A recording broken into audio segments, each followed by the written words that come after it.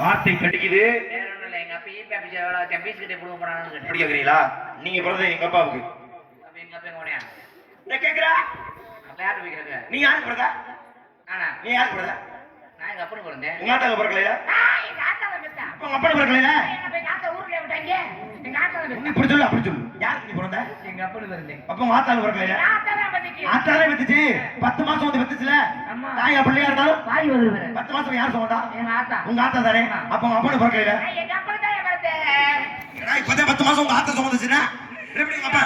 ஓ, உங்க அம்மா 5 மாசம் திருப்பி பிடிக்க உங்க அப்பாட்ட கொடுக்க. உங்க அப்பா 5 மாசம் பாதி பாதி சுமந்தாங்களா? எங்க அப்பன் எங்க ஆத்தா அதாவது 2 பேரும் சேர்ந்தா பிள்ளை பிறந்துரும். ஓ, பாதி பாதியாக உங்க அப்பாவுக்கு பாதி உங்க அம்மாவுக்கு பாதி உன்னை ஒட்ட வச்சிருக்காங்க அப்படித்தானே? அப்படி இல்ல, தொங்காசு ஓட்டாங்க பிள்ளை பிறந்துருச்சு. 1 ரூபா காசு 5 ரூபா காசோட பாத்துருக்கேன். ஏன் 20 ரூபா காசோட சமீபத்தில் பாத்துட்டேன். ஆனா நீங்க சொல்ற மாதிரி ஒரு காசை எந்த கடையில நான் பாக்கலையே. புதுசா உண்டியல் வாங்குறான், காசு போடுறான். போடும்போது எப்படி கேட்கும் சத்தம்? டொங்குன்னு கேட்கும். அதான் தொங்காசு.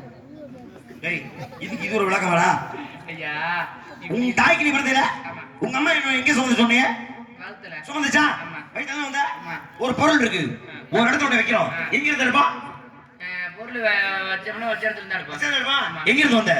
வகுத்து வந்து. அப்போ உங்க அம்மா வயித்தை கிழிச்சு உன்னை உள்ள கொண்டு வச்சது யாரு? வகுத்தை கிழிச்சிட்டு போய் விட்டாங்க. வகுத்துல வைக்கலையா? அப்புறம் எப்படி நீ உள்ள போன? கீழே வச்சாங்க. உங்க அம்மாவை நிக்க வச்சு உன்னுடைய தாயின் காலடியிலே வைத்து காலடியில வச்சா எப்படி வயித்துல போன? கால்ல வச்சா வராதியா? ஒன்றுமே புரியவில்லையே பார்த்தாங்க. ஓ, இப்பதான் புரியுது. உங்க அம்மா வாய் ஆணு திறக்க சொல்லி வாய் வழியாக உங்களை எண்ணெயில முக்கி திணி உள்ள அனுப்பிச்சாங்க. எங்க அப்பா வாயில வச்சா. அப்படி இல்லங்க, எங்க ஆத்தால எங்க அப்பா கல்யாணம் பண்ணாரு. தாலி கட்டினாரா? எங்க கட்டினாரு? கழுத்துல கட்டினாரு. அப்ப பிள்ளை வாயில வந்திருக்கணும். ஏன்டா வயித்துக்கு போன? அப்படி இல்ல, கல்யாணம் பண்ணி முதராத்திரி பண்ணி பிள்ளை வந்தாங்க. அப்படி முன்னாடி சொல்ல வேண்டியதானே. ஒரு ஆணுக்கு எது முதல் ராத்திரி? எம்பெருமான் சிவனுக்காக வணங்குறமே சிவன் ராத்திரி. அந்த சிவன் ராத்திரி தான் முதல் ராத்திரி. அப்ப சிவன் ராத்திரி உங்க அப்பா என்ன பண்ணாரு? அன்னைக்கு முடிச்சுட்டு வேடிக்கை. அப்படி இல்லைங்க, முதல் இரவு. முதல் ராத்திரி முதல் சிவனுக்கு ராத்திரி முதல் ராத்திரி முதல் இல்ல, கல்யாணம் பண்ணி முதல் பண்ணுவாங்க. தாலி கட்டினவங்களும் தாலி வாங்கினவங்களும் பண்ணுவாங்கல்ல. அப்படி சொல்ல வேண்டியதானே. இப்ப புரிஞ்சு எனக்கு. தாலி கட்டியவரும் தாலி வாங்கினவங்களும் ஒரே அறையில இருந்தா நீங்க பிறந்துட்டீங்க. இப்ப முதல் முடிச்சு உங்க அம்மாவுக்கு போடுறாரு. உங்க அப்பா முதல் முடிச்சு போட்டாரா? அங்க அம்மாவுக்கு பின்னாடி நின்று 2வது 3வது முடிச்சு யார் போட்டா? உங்க அத்தை. அதாவது உங்க அப்பாவோட அக்காவும் தங்கச்சியும். அப்ப உங்க அப்பாவும் உங்க அப்பாவோட தங்கச்சியும் அக்காவும் ஒரே அறையில இருந்து உங்களை பெற்றுட்டாங்க. சரியா? அக்கா தங்கச்சி வச்சுட்டு எங்க அப்பா மண்ணு வேடிக்கை.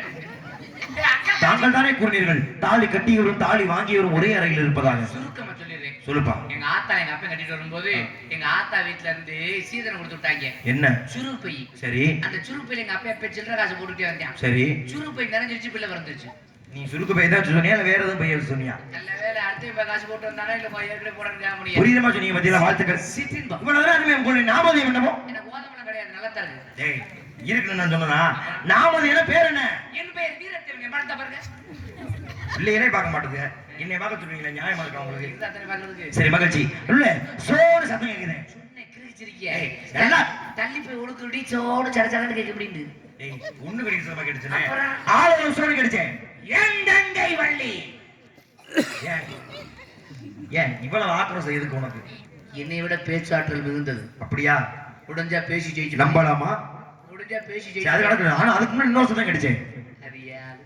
உங்களுக்குலாம் ஒரு ஆளா? அந்த பிள்ளையை நான் பார்க்கலாமா? குட்டி எடுத்துருவேன். குட்டி வந்துடுங்க. எவ்வளவு தருவீங்க? ஏய், ஆசி வழங்குவதற்காக என்னை பார்த்தா உனக்கு எப்படி தெரியுது?